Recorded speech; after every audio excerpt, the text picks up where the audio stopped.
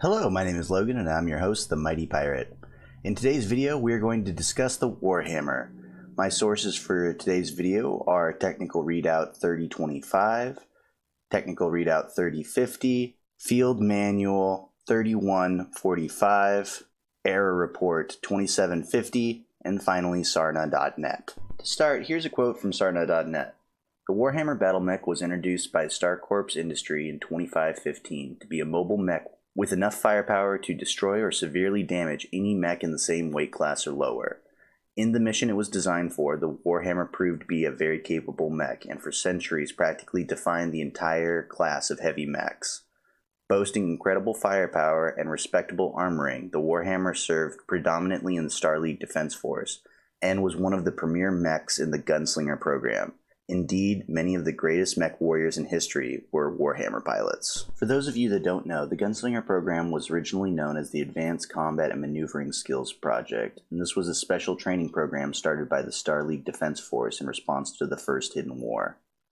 The First Hidden War began after the Council Edict of 2650, which forced many units of the Draconis Combine to be disbanded. This included a number of battle mech regiments. However, the Combine mech warriors were allowed to take their mechs with them. These Ronins, lacking steady employment, challenged other mech warriors to tests of personal combat, including those of the Star League Defense Force. The first of these duels took place in 2681 on the planet Benjamin, where the Combine warrior easily defeated her Star League Defense Force counterpart. As more soldiers fought and lost in these duels to both Ronin and Draconis Combine mech champion, the Star League Defense Force tried to determine how this was happening. After capturing a Combine mech intact and determining that it was no technologically more advanced than the Star League mechs, they realized it was superior training which contributed to these victories. Determined to prevent any more loss of both men, material, and honor, the Advanced Combat and Maneuvering Skill Project was started to produce superior duelists to take on the Combine warriors. The new program included a wide range of material from ancient Asian martial philosophies to advanced neural thought technology. The first graduating class of 2687 consisted of 52 warriors, all of whom were stationed within the Draconis Combine. The first fight ever between these new gunslingers and the Ronin, Colonel Donovan Frishnil was able to fight his opponent to a draw after an hour of combat. Just 10 days later, Lieutenant Karen Garma was able to defeat a Ronin on Iowa. These early victories did not stop the issue of Combine warriors challenging Star League Defense Force to duels. If anything, it inspired them more so now that they faced worthy opponents.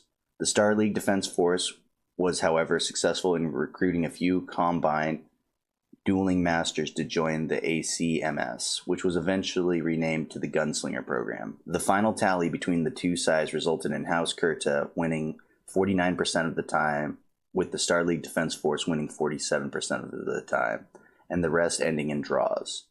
While the program would cease upon the collapse of the original Star League in 2781, it would later be revived by the Second Star League in January 3062. The Gunslinger program was a one-year course, more specifically designed to teach one-on-one combat style that favored the clans. So back to the Warhammer. After the fall of the Star League, the Warhammer continued to serve in the Great Houses during the Succession Wars. Its longevity was helped by the large number of Warhammer factories spread across the inner sphere and the periphery. Despite the relatively low production rates, Ronin Inc. was never able to build more than 5 Warhammers a year from their Wallace factory. The recovery of the Helm Memory Core would spur on the creation of many new Lost Tech using Warhammer variants by the Inner Sphere manufacturer, while the periphery continued to build original models for mercenaries and black marketeers. The design found a new lease on life after the clan invasion when the Star Corps decided to revitalize the ancient mech with the latest technological improvements. Eventually there was a conference held, and the conference ended up being more celebratory than anticipated. It was eventually decided 4 new variants would be built, one for each the Federated Sons, Capellan, Free Worlds League, and Lyrian militaries, using technology unique to each realm. The primary weapons on the Warhammer were a pair of arm-mounted PPCs. Together, both PPCs provided the combined firepower of an autocannon 20 with a much longer range bracket.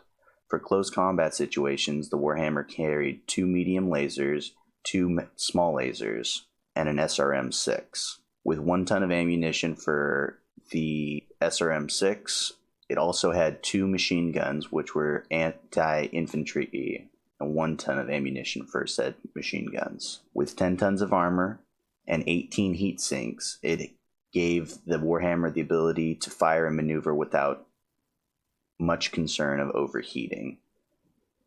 The 16-ton fusion engine gave it a cruising speed of 43 kilometers and a top speed of 64.8 kilometers.